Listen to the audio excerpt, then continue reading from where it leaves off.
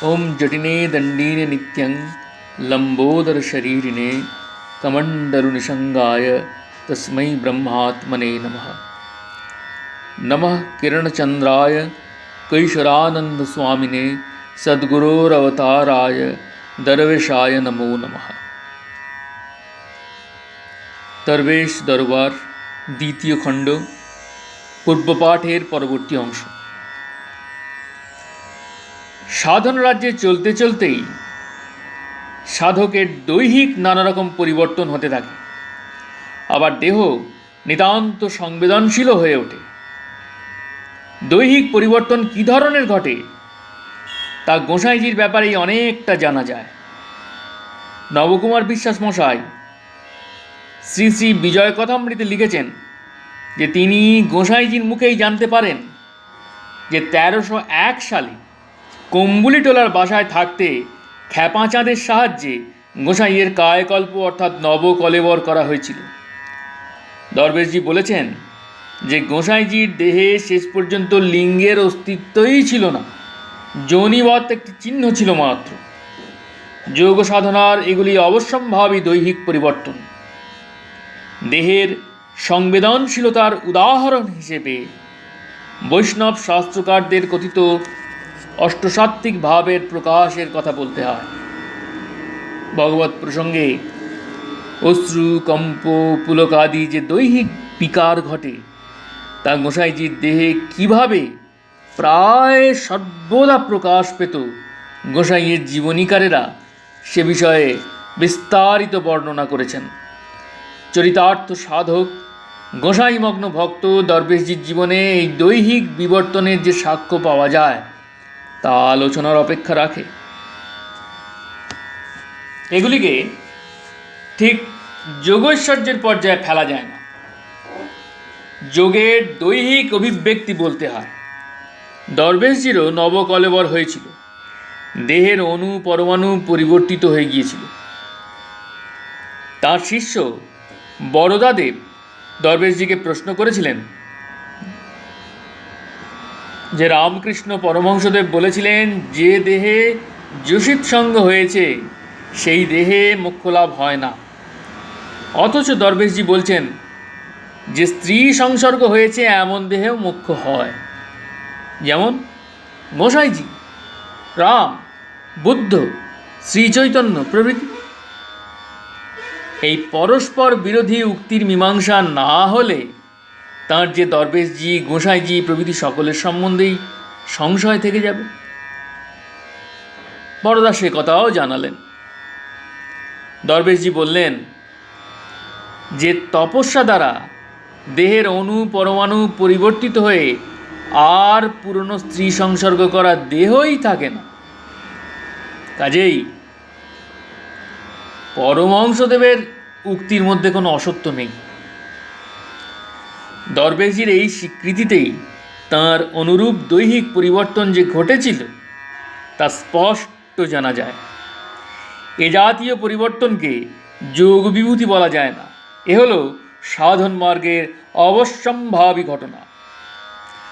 আধ্যাত্মিক উন্নতির সঙ্গে সঙ্গে সেই পরিবর্তনশীল অধ্যাত্ম মানুষের ধারণের জন্য শারীরিক ব্যবস্থায়ও উপযোগী পরিবর্তন প্রয়োজন হয়ে পড়ে। এ বিবর্তন ধীরে ধীরে ঘটলে সাধকের কোনো দৈহিক ক্লেশ হয় না, কিন্তু আধ্যাত্মিক অগ্রগতি হঠাৎ খুব দ্রুত হয়ে পড়লে দেহকে প্রকাশ্য কোনো বড় পীড়ার মাধ্যমে উপযোগী হয়ে উঠতে হয়। গোসাইজির বেলায় বেশ কয়েকবার এই ধরনের রোগ ভুগে তাঁর দেহকে তাঁর আধ্যাত্মিক উন্নতির সঙ্গে তাল রাখতে হয়েছে। দরবেশজি সদ্গুরুর শিষ্য ছিলেন, তাই গোসাইজির মতো তাঁকে অন্য কারোর সাহায্য নিয়ে কায়কল্প বা ওই জাতীয় কোনো বিশেষ প্রক্রিয়ার সাহায্য ছাড়াই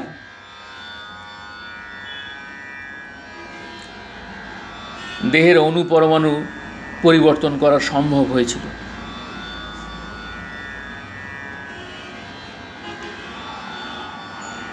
ভগবত কীর্তন বা ভাগবত প্রসঙ্গে যে শারীরিক সাত্ত্বিক বিকার ঘটে তা আভ্যন্তরীণ আধ্যাত্মিক বিকাশের বহিঃপ্রকাশ বটে, কিন্তু এগুলিকেও যোগ বিভূতি বলা ঠিক হবে না।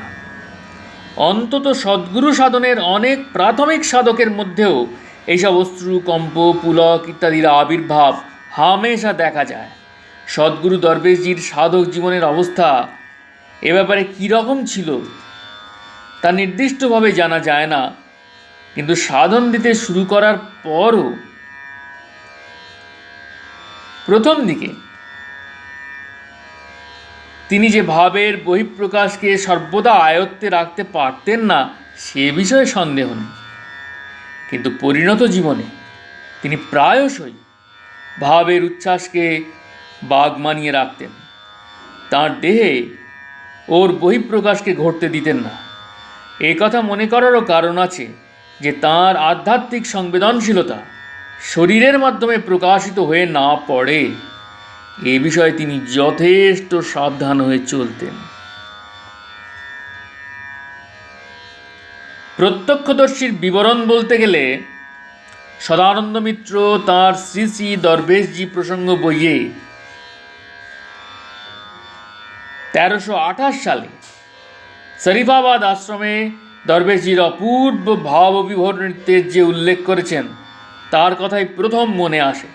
তিনি লিখেছেন, সবাই তন্ময় হইয়া কীর্তন করিতেছে, হঠাৎ দরবেশজি হুঙ্কার দিয়া উঠিলেন, সমবেত জনতা চঞ্চল হইয়া উঠিল, দরবেশজি কীর্তনে অবতীর্ণ হইলেন।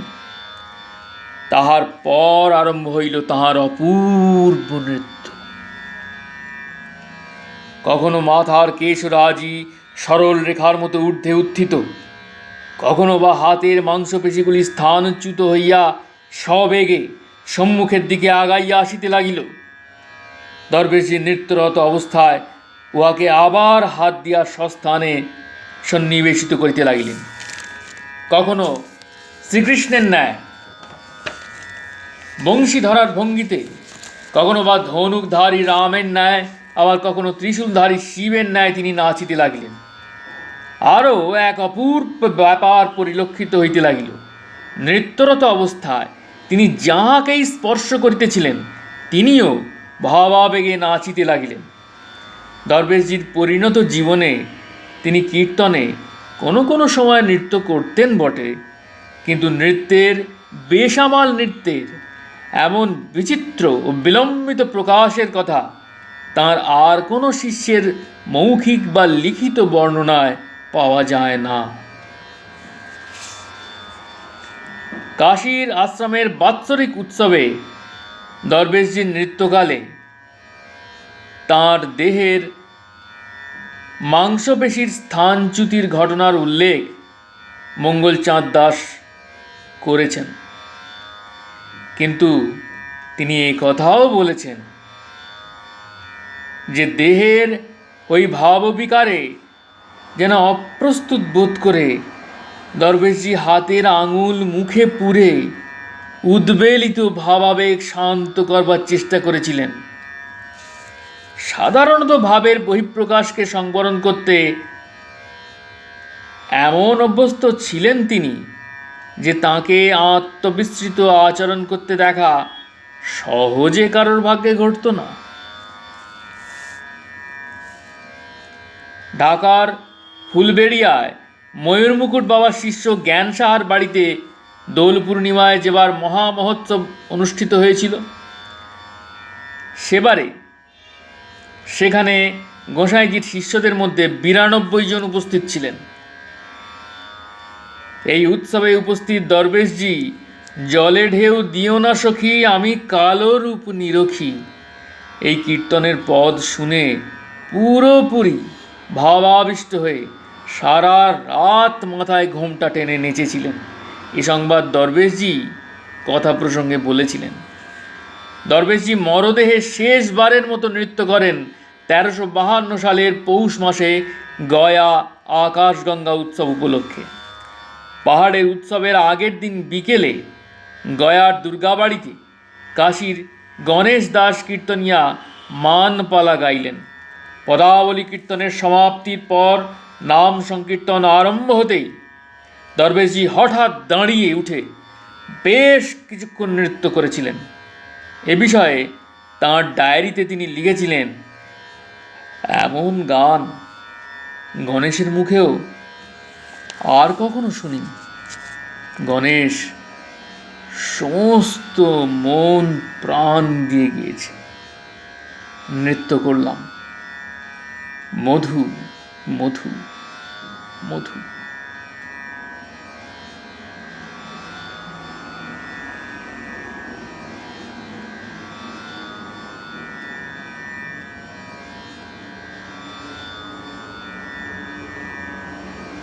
जय गोसाई, जय माँ जोग माया, जय दरवेश, जय माँ सरजबाला,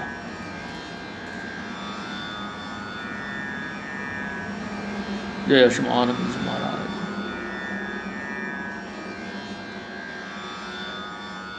जय माँ शैलवाला,